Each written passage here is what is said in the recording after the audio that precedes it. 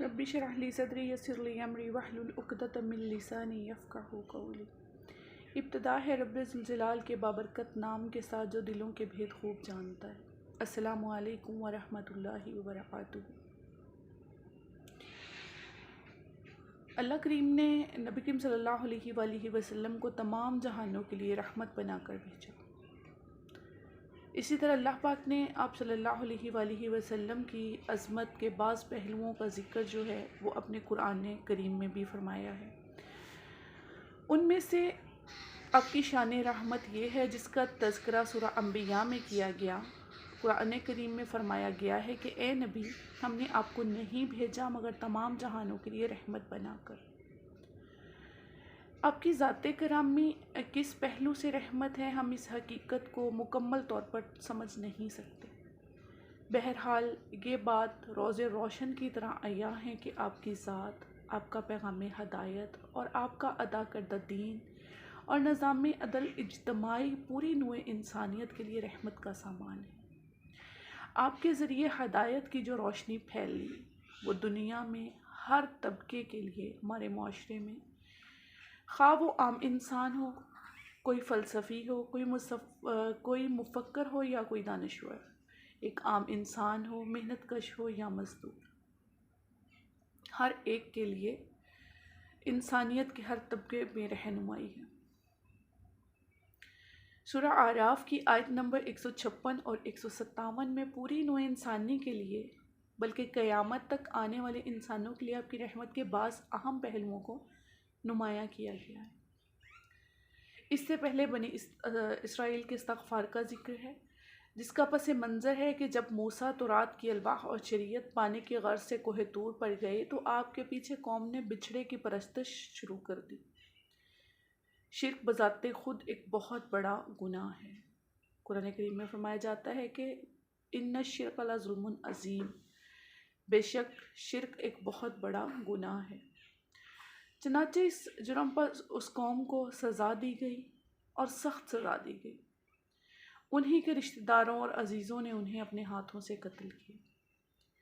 इसके बाद हज़रत मूसा अलैहिस्सलाम कोहे तूर पर तशरीफ़ ले गए और वहाँ अल्लाह से इस्तग़फ़ार हुआ तो अल्लाह ने जवाब फरमाया कि जो अज़ाब है उसे तो जिस पर चाहता है नाज़िल करता हूँ, और जो मेरी रहमत है वो हर चीज़ को शामिल है। मतलब कि अल्लाह की रहमत अपनी जगह, मगर जिन्होंने ख़ुद ही अज़ाब इलाही का ख़ुद को मुस्तहिक बना लिया हो वो इसके अज़ाब से नहीं बच सकेंगे। दूसरे लफ्ज़ों में अल्लाह ने फरमाया है कि मेरी रहमत का दामन बहुत वसी है, और अगर ख़ुद ही इससे रजू ना करे, जो अमलन तह कर दे मैंने उसको इसकी रहमत से महरूम रहना है, तो ज़ाहिर है ऐसे ज़ालिम के लिए अल्लाह का अज़ाब नहीं फेरा जाएगा। आप सल्लल्लाहु अलैहि वसल्लम ने एक मौका पर एक बात फरमाई कि हर मोमिन बंदा जन्नत में दाखिल होगा माँ सवाए इसके कि जिसने खुद ही इनकार कर दिया हो। सहाबा किराम ने पूछा कि या रसूलुल्लाह सल्लल्लाहु अलैहि वसल्लम, वो कौन होगा जो जन्नत में जाने से इनकार कर देगा? आपने फरमाया जिसने मेरी अताअत की वो जन्नत में दाखिल हो जाएगा, और जिसने नाफरमानी की उसने गोया जन्नत में जाने से ही इनकार कर दिया।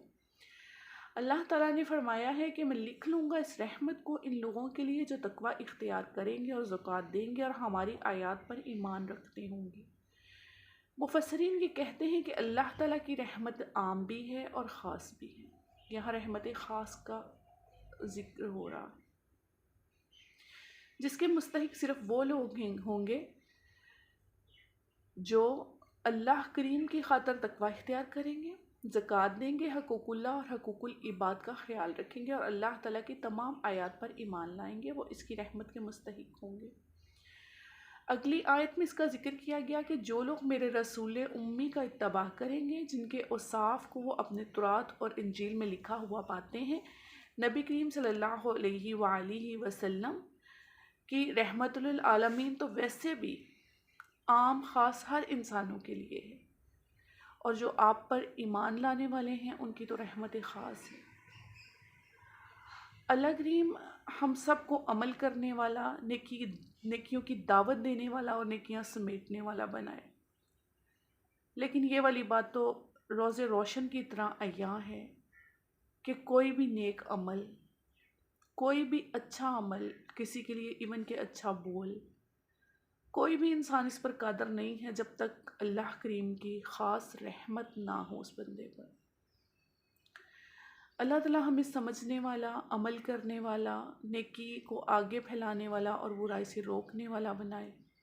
चूँकि उम्मत मोहम्मदिया के मतलब हम उम्मती हैं, उम्मत मोहम्मदी होते हुए अल्लाह ताला ने जो हमारे ज़िम्मे फ़र्ज़ लगाया है, नेकी को फैलाने वाला और बुराई से रोकने वाला, अल्लाह ताला हमें इसकी तौफ़ीक़ अता फ़रमाए। व आखिरु दावाना अनिल हम्दुलिल्लाहि रब्बिल आलमीन।